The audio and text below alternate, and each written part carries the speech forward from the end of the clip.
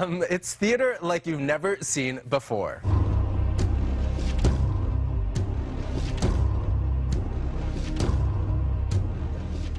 Disturbing, seductive, voyeuristic. These are a few words being used to describe Eve of St. George, an immersive recreation of Bram Stoker's Dracula. Now, this isn't your traditional theater experience. The audience is masked and set free to roam the Great Hall as the story unfolds. It's a combo of choreographed and improvised vignettes featuring 16 characters, and it's only in town until this Sunday. So joining me now is the artistic director, Julia Cratchley, and one of the cast members, Mark Cardarelli. Good morning. Good morning.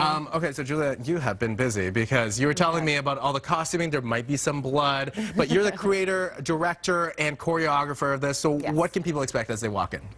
People can expect definitely an experience that's not like anything else they've had in Toronto. So they're going to come in, they're going to get a mask, and then they get their chance to set free and do what they want in the building. Now, this is a format that we've heard about before. If you go to New York, you hear about Sleep No More, where it's such an immersive experience. And Mark, you were actually a part of that. Yes. So what is it like to come back here and do something in the same sort of genre and medium? It feels great. I feel like Toronto, something like this can benefit, the city a lot and get like regular people to come and see the arts, get business types, all different, because it just like really opens the spectrum for what art and dance can be in the city. And also connecting with people, right? I think it's the same with New York. When you're in a city, you're so into your own group of people that this kind of allows you to kind of meet and interact with people in and around you, right? Absolutely, yeah. And tell us how Dracula kind of fits into this. I mean, how much of it is improv versus sort of scripted lines? It's the choreography is pretty set. There's certain moments that are definitely improvised within the characters. There's a lot of work, there's a lot of time that they spend in those moments.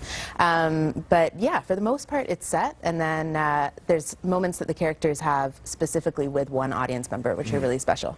So, Mark, tell us a bit about your character. So my character is Jonathan Harker.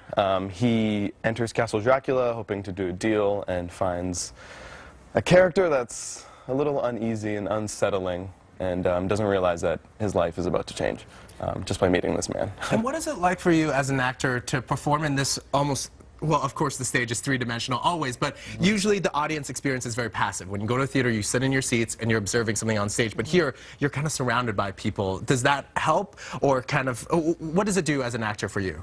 It changes the way you perform a little bit. It's a little bit more closer to film and television than it would be on a theater stage, because the audience is up and over your shoulder. They're looking at something, and you don't have to project as much. So it definitely changes the way you'd approach regular theater. And Julia, the venue, let's talk about the Great Hall, because that's absolutely a beautiful spot to do this at. Yeah, it's awesome. And the fact that we use the different levels of the Great Hall, the top floor compared to the bottom floor is a completely different feel, which is really great. So I'm going to go see this over the weekend. Yeah, we're excited. Should I be prepared to be scared? Should I be on my tippy toes? What should I do to prepare? I think you should be ready to have your senses heightened, if anything, but besides that, our goal is not to scare anyone. Okay. Yeah, so the reason we use Dracula is that it has so many different layers in the storyline.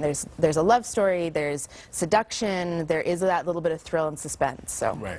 Okay, well, I promise I won't be in the audience going, Mark, what are you doing? It's me, remember me from 2 days ago? I won't do that, but I will quietly observe. So people can still get tickets. It's only going to be being staged until Sunday, right? Yeah, so we have 5 shows happening, 2 tonight, 2 tomorrow, 1 on Sunday, and you can get tickets for $55 at transcendenceproject.com, and that's dance spelled D-A-N-C-E. Fantastic. Thank you very much, Julia. Mark, thanks for a lot for coming in. And I'm super pumped right now. I'm excited to have you. I'm going to try to resist kind of being part of it.